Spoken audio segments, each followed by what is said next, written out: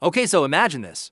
It's May 1925. You're Andre Poisson, a scrap metal dealer from the French provinces trying to make it big in Paris. You're a little insecure about fitting in with the Parisian business elite, and then one day, you receive an official letter on government stationery, bearing the seal of the French Republic inviting you to a confidential meeting at the Hôtel de Crillon. That's one of the fanciest hotels in Paris, right on the Place de la Concorde, so you show up. And in a private room, this well-dressed government official, the Deputy Director General of the Ministère des Postes, telegraphist sits you down with 5 other scrap dealers, and he tells you something incredible. The Eiffel Tower is falling apart. Maintenance costs are astronomical. The city can't afford to keep it. And here as the bombshell, the French government has decided to tear it down and sell it for scrap metal. 7,000 tons of iron, to the highest bidder. But it has to be kept secret. Absolute secrecy. Because if word gets out that the Eiffel Tower is being demolished, there will be public outcry. You tour the tower in a rented limousine. The official has a special access card that gets you past the crowd straight to the top. From up there, looking down at Paris, you can almost taste that this could make your career. This could make you one of the wealthiest, most important businessmen in France. A few days later,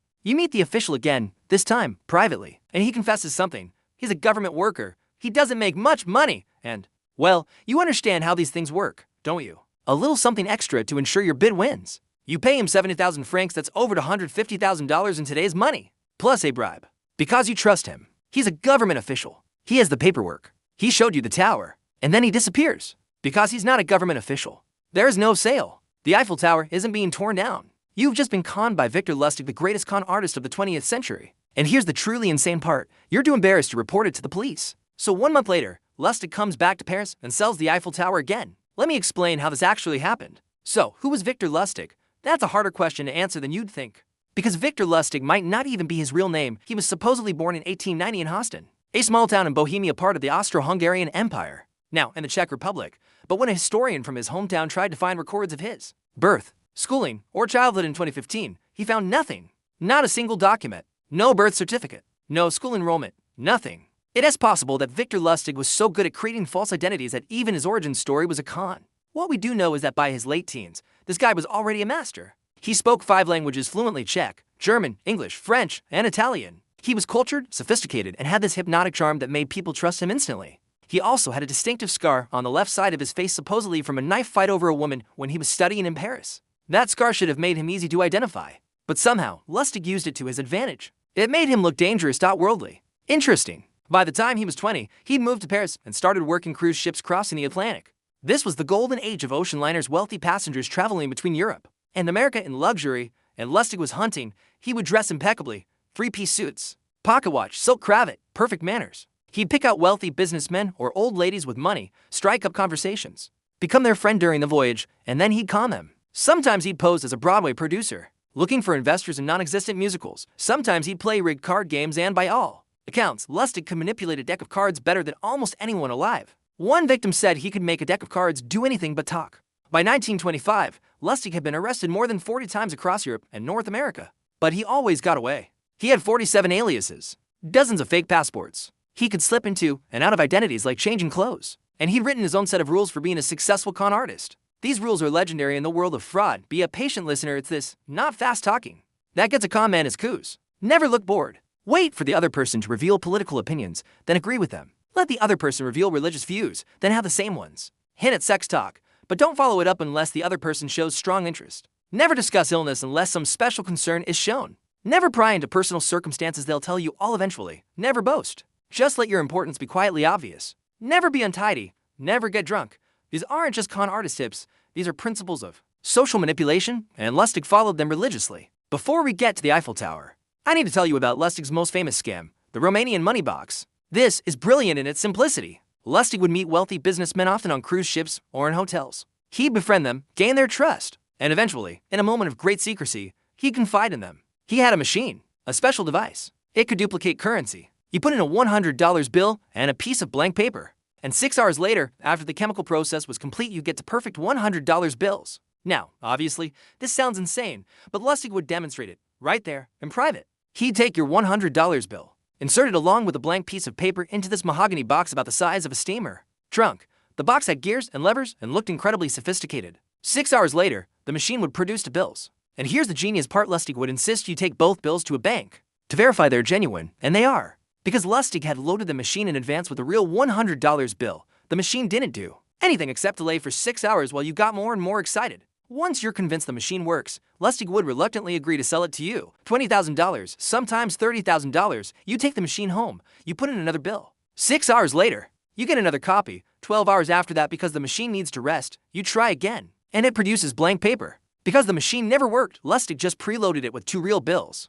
But here's the beautiful part. You can't report this to the police, because doing so would mean admitting you tried to counterfeit money, even though you were the victim. Reporting the crime would expose you to criminal charges, or, at minimum, destroy your reputation. Lustig sold this box dozens, maybe hundreds of times. It funded his lifestyle for years, and it demonstrated his fundamental insight about con artistry. The best scams make the victim complicit in their own deception. Embarrassment keeps them silent. So, by 1925, Lustig is one of the most wanted con men in Europe and America. He's got law enforcement from multiple countries looking for him. He's pulled off elaborate scams, made and lost fortunes. And he's in Paris, reading the newspaper. There's an article about the Eiffel Tower. It's 36 years old now, built for the 1889 World's Fair, and originally intended to stand for only 20 years. It's rusting. Maintenance is expensive. They need 60 tons of paint every 7 years just to keep it from deteriorating, and a lot of Parisians still hate it. When the tower was first built, artists and intellectuals signed petitions calling it a barbaric bulk and a ghastly dream. Writer Guy de Maupassant supposedly ate lunch in the tower's restaurant every day because it was the one place in Paris where he didn't have to look at the tower. The article mentions almost in passing that the cost of maintaining the tower is becoming prohibitive. Maybe some officials suggested it would be cheaper to tear it down. Most people reading this article would think, interesting, and turn the page. Victor Lustig read it and heard opportunity knocking. Because if the French government actually was considering demolishing the Eiffel Tower, that would be one of the biggest scrap metal deals in history. 7,000 tons of iron, worth a fortune. And if it had to be kept secret to avoid public outcry, well, that's perfect for a con. Secrecy is a con artist's best friend. Lustig's preparation for this con was meticulous. He didn't just improvise, he planned every detail. First, he hired a forger to create official French government stationery. Letterhead for the Ministre de Poste at Telegraph is the Ministry of Posts and Telegraphs. His name was listed as Deputy Director General. Then he rented a suite at the Hotel de Crillon. This wasn't just any hotel. This was where the Treaty of Versailles was negotiated. Where world leaders stayed, it screamed legitimacy. Then he researched the top scrap metal dealers in Paris. He needed the biggest names, people who could actually afford to buy the Eiffel Tower if it were real. He sent official-looking letters to 6 dealers, inviting them to a confidential meeting at the Crillon to discuss an urgent and lucrative matter. Absolute discretion required. Think about what it must have felt like to receive that letter. Official government seal. Fancy hotel. Mystery. Urgency. Of course they showed up. When the 6 scrap dealers arrived at the Hotel de Crillon, Lustig was in full character. He wasn't just pretending to be a government official, he was inhabiting the role, the mannerisms, the vocabulary, the bureaucratic formality mixed with conspiratorial intimacy. He explained the situation. The Eiffel Tower was becoming too expensive to maintain. The city couldn't justify the cost anymore, especially with so many Parisians still wanting it gone. The government had made the difficult decision to demolish it and sell it for scrap. But Dan, this was crucial. The decision was controversial. It had to be kept secret until everything was finalized. If word got out prematurely, there would be protests, political backlash, chaos. To make his story more convincing, Lustig cited actual critics of the tower. He quoted Alexandre Dumas calling it a loathsome construction. He mentioned Guy de Maupassant's description, a lanky pyramid that should be smashed. He reminded them that the tower was built as a temporary entrance arch for the 1889 World's Fair. It was never meant to be permanent. All of this was emotionally resonant because it was partly true. The Eiffel Tower was controversial. It was expensive to maintain. People had called for its demolition. Lustig was taking real facts and weaving them into a fictional narrative. Then came the tour. He rented a limousine. He had a fake access card that got them past the tourist line straight to the top of the tower. They stood up there, 1,000 feet above Paris, looking down at the city, imagining 7,000 tons of iron being dismantled and sold, and Lustig was watching them carefully. Which one was the most eager? Which one seemed most insecure, most desperate to prove themselves? He found his mark. André Poisson. André Poisson was perfect. He was a provincial businessman trying to break into the Parisian elite. He had money, but he lacked status. He was ambitious but insecure, and he wanted this deal more than anything. After the tour, the dealers submitted their bids, but Lustig had already decided Poisson was going to win. Lustig arranged a private meeting, just the two of them, and this is where Lustig's genius really shines. He confessed to Poisson that he had a problem. See, as a government official, he didn't make very much money, not enough for the lifestyle he wanted to maintain, and selecting the winning bidder for something as important as the Eiffel Tower, well, that was a very significant decision. Think about what this confession did psychologically. Poisson's wife had been suspicious. She thought something was off. But when Lustig asked for a bribe, it actually made the whole thing seem more legitimate. Because who else would have the audacity to seek a bribe except a real government official? Corruption was endemic in French bureaucracy. Everyone knew officials supplemented their salaries with under-the-table payments. Lustig's request for a bribe didn't raise red flags. It confirmed he was who he said he was.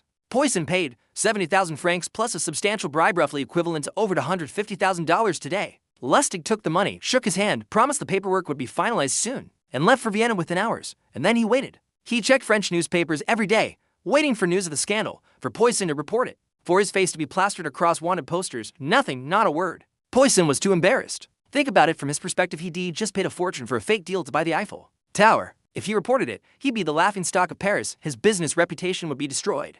His social aspiration would be over. So he stayed silent. And Lustig realized something incredible. He could do it again 1 month later. Victor Lustig was back in Paris. Same scam, same hotel, same government stationery, different scrap dealers. He invited another 6 businessmen to the Hotel de Krillin. Same pitch. The Eiffel Tower is being torn down. Absolute secrecy required. Submit your bids. And incredibly, it worked again. But this time, there was a problem. One of the dealers got suspicious. Something felt off. Maybe the secrecy was too convenient. Maybe the government official seemed a little smooth. The dealer went to the police. And Lustig, ever cautious, sensed something was wrong. He fled Paris before the authorities could grab him. This time, the story did hit the newspapers. The con was exposed. Lustig was now wanted across Europe, so he boarded a ship to America, where he would pull off even more audacious scams. Now, most con artists would have a lot of sense.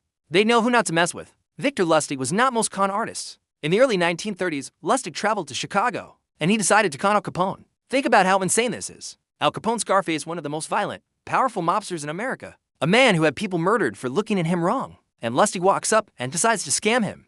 But here's the genius of the con. Lustig knew that doing an obvious scam on Capone would get him killed. So, he did something unexpected. He approached Capone with a business proposition. He had an inside tip on some stocks that would make a huge profit, but he needed $50,000 to invest. Capone, suspicious but intrigued, gave him the money. For 2 months, Lustig did absolutely nothing. He just kept the $50,000 in a bank safe deposit box. Then he went back to Capone, and he gave him all the money back. He told Capone the deal had fallen through. The investment didn't work out. He was sorry. But here's all your money. I didn't lose a penny of it. Capone was shocked. Here was this guy who could have run off with $50,000. Instead, he returned it. He'd been honest, honorable. So Capone, impressed by Lustig's integrity, gave him $5,000 as a thank you to help him get back on his feet. That $5,000 was the goal all along. Lustig understood something brilliant about human psychology. When people expect to be cheated, honesty becomes its own con. By doing the unexpected, by being honest, he made Capone trust him enough to give him money anyway. Years later, when both Lustig and Capone ended up in prison together, Capone remembered this, and he protected Lustig from other inmates who might have killed him. By the early 1930s, Lustig had evolved from a con artist into a criminal kingpin. He partnered with a Nebraska chemist named Tom Shaw and a pharmacist named William Watts to start a large-scale counterfeiting operation. They were producing thousands of high-quality counterfeit bills every month. The bills were so good they became known as Lustig money in criminal circles. Lustig set up a sophisticated distribution network. He had couriers who didn't know each other or where the bills came from. They'd pick up counterfeit money, distribute it, and bring back the real currency they'd exchange it for 5 years. This operation flooded the U.S. economy with fake bills. The Secret Service knew something was happening, but they couldn't figure out who was behind it. Until 1935, what finally brought down Victor Lustig wasn't brilliant detective work. It was a scorned lover. Lustig had a mistress named Billie Mae Skybel. She ran a prostitution operation in New York, and she suspected Lustig was cheating on her with another woman, so she went to the police and told them exactly where Lustig was. On May 13, 1935, Secret Service agents arrested Victor Lustig in Manhattan. When they searched him, they found a key. The key opened a locker in the Times Square subway station. Inside the locker, $51,000 in counterfeit bills and the printing plates used to make them. Lustig was charged with counterfeiting. He was looking at 20 years in federal prison. But even in custody, Lustig wasn't done. On September 1, 1935, he escaped from the federal house of detention in New York by tying bedsheets together and climbing down from his cell window. He was free for 27 days before being recaptured. At his trial, Lustig pleaded guilty. He was sentenced to 20 years in federal prison at Alcatraz, the infamous island prison in San Francisco Bay. Alcatraz was designed to hold America's most dangerous criminals. Al Capone was there. Machine Gun Kelly, George Machine Gun Kelly, Robert Stroud, the Birdman of Alcatraz, and Victor Lustig, the dapper con man who'd sold the Eiffel Tower twice and lived in 5-star hotels, was now prisoner number 64,465 in the most brutal prison in America. But even in Alcatraz, Lustig maintained his style. He was courteous, cultured. He spoke multiple languages and impressed even the guards with his intelligence and manners. And as luck would have it, Al Capone was also in prison there. Serving time for tax evasion, Capone remembered Lustig, the man who'd honestly returned his $50. And Capone, even in prison, had influence. He made sure other inmates didn't mess with Lustig, the con man and the mobster, two men who'd shaped the criminal underworld of the 1920s and 30s, ending up together on the rock. Over the years, Lustig's health deteriorated. He filed 1,190 medical requests during his time at Alcatraz. Most were ignored. Prison officials assumed he was faking, trying to con his way into better treatment. But in early 1947, he really was sick. Pneumonia. On March 9, 1947, officials finally believed him and transferred him to a medical facility in Missouri. 2 days later, on March 11, 1947, Victor Lustig died at 8:30 p.m. He was 57 years old. Here's where the story gets even stranger. For 2 years, nobody knew Lustig was dead. His family kept it secret until August 31, 1949, when his brother finally told a judge in New Jersey. Think about that. One of the most famous con artists in the world died and nobody knew for 2 years. It's almost fitting even in death, Victor Lustig managed one last act of deception. And remember how I mentioned that a historian couldn't find any records of Lustig's birth or childhood? In 2015, Tamag Anil from Lustig's supposed hometown searched archives, school records, electoral rolls, everything. He concluded that's not a scrap of evidence Victor Lustig was ever born. We may never know his true identity. Was Victor Lustig his real name? Was he really from Houston? Did he invent his own origin story? The man was such a skilled liar that even his biography might be a con. So why am I telling you about a con artist who died 77 years ago? Because Victor Lustig's story reveals something fundamental about human psychology that's still relevant today. First, people believe what they want to believe. Andrei Poisson wanted to be a major player in Parisian business. The Romanian money box buyers wanted a machine that printed money. Al Capone wanted to believe someone could be honest. Lustig sold people their own fantasies. Second, authority is performance. Lustig understood that if you dress right, speak right, have the right paperwork, and meet in the right setting, people will believe you're legitimate. He didn't hack government systems or steal identities. He just printed some fake letterhead and rented a nice hotel room. Third, embarrassment is the con artist's best defense. So many of Lustig's victims never reported the crimes, because doing so would expose them to ridicule or legal trouble. The scams were designed so that staying silent seemed like the better option. And fourth, the best cons make the victim complicit. Whether it's asking for a bribe, selling a money counterfeiting machine, or returning money to build trust, Lustig's scams worked because they made the victim feel like they were part of something. Either something corrupt they couldn't report, or something special they'd been chosen for. All of these principles are used by scammers today. The Nigerian prince emails, the fake IRS calls, the romance scams, the cryptocurrency schemes, they all follow Lustig's playbook. In 2023, Americans lost over $10 billion to scams and fraud. That's billion with AB, and the techniques haven't changed much since Victor Lustig's time. They just moved online. Romance scams work like the Romanian money box. They make victims invested emotionally, so they're embarrassed to report it when they realize they've been conned. Phishing scams work like the Eiffel Tower con fake authority official-looking emails. Urgency, act now, or lose access, and secrecy, don't tell anyone, or we'll cancel your account. Cryptocurrency schemes work like the money printing box promising impossible returns. Through technology most people don't understand, Victor Lustig would have loved the internet. The scale, the anonymity, the ability to create fake identities instantly. He'd probably be running romance scams on Tinder and selling NFTs of the Brooklyn Bridge. But here's what's scary. We're not getting better at detecting cons. We're just encountering them at a larger scale. In Lustig's time, you had to be physically present to run a con. You needed style, charisma, and quick thinking. Now you can run scams from anywhere in the world, hitting thousands of people simultaneously. The human psychology hasn't changed. Our vulnerability to manipulation hasn't changed. We just have more targets and more scammers.